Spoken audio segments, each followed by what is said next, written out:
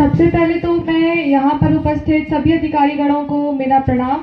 और मैं आप सभी का हृदय से आभारी हूँ कि आपने मुझे आज यहाँ आमंत्रित किया और मुझे यहाँ अपने विचार व्यक्त करने का मौका दिया। मैंने विगत वर्ष कक्षा 10वीं में बोर्ड परीक्षा में मेरिट सूची में 9वां स्थान प्राप्त किया था। और आज मैं आप सभी से इसी के बारे में बात करने जा रही हूँ जिसके लिए हम सभी प्रयास करते हैं, और वो है सफलता। तो वास्तव में सफलता का अर्थ क्या होता है? सफलता कोई मंजिल नहीं है, ये एक हमारी यात्रा होती है जिसमें हम अपनी मेहनत और लगन से इसे प्राप्त करते हैं। और सफलता प्राप्त करने के लिए सबसे पहला हमारा कदम होता है कि हमें अपना लक्ष्य निर्धारित करना होता है। अगर हम अपना लक्ष्य निर्धारित करते हैं तो अपने लक्ष्य को प्राप्त करने के लिए हमारे अंदर जज्बा होना चाहिए, और उसके जब हमारा एक लक्ष्य निर्धारित हो जाता है तो हम उसके लिए अपने आप प्रतिदिन कार्य करते हैं और हम दिन ब दिन उसके अपने लक्ष्य की ओर बढ़ते जाते हैं। तो अगर हम रोज थोड़ी थोड़ी मेहनत करके अपने लक्ष्य की ओर एक कदम बढ़ाएंगे तो हम जरूर सफल होंगे। लेकिन अगर हमें असफलता प्राप्त होती है तो हमें उससे निराश नहीं होना है। हमें असफलता को सबसे बड़ा अपना गुरु मानना है और ये सीखना है कि हमने अपने पुराने प्रयास में क्या कमी रखी जिस कारण से हम सफल नहीं हो पाए। इसीलिए हमें हमेशा अपनी असफलता से कुछ ना कुछ सीखना चाहिए, इससे हम अवश्य एक दिन सफल होते हैं।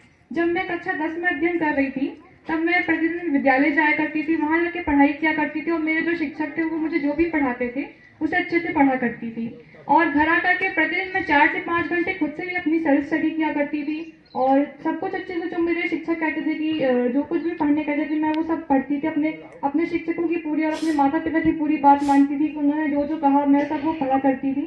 और मैं अपने जो सफलता है उसका पूरा श्रेय अपने माता पिता और अपने शिक्षकगणों को देना चाहती हूँ, जिन्होंने मुझे इतनी अच्छी शिक्षा दी और समय समय पर मेरा मार्गदर्शन भी किया।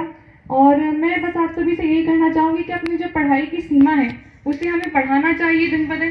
कभी हमें ये नहीं करना चाहिए कि अब आज हमने पढ़ लिया तो अब नहीं पढ़ेंगे।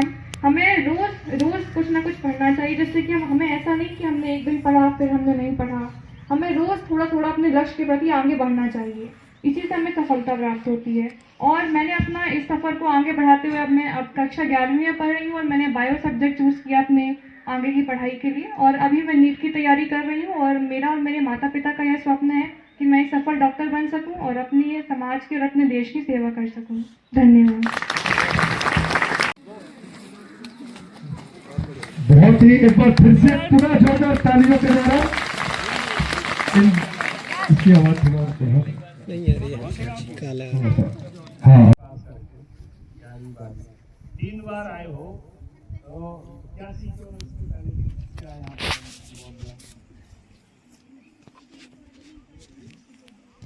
आपके अलावा भी कुछ बताओ।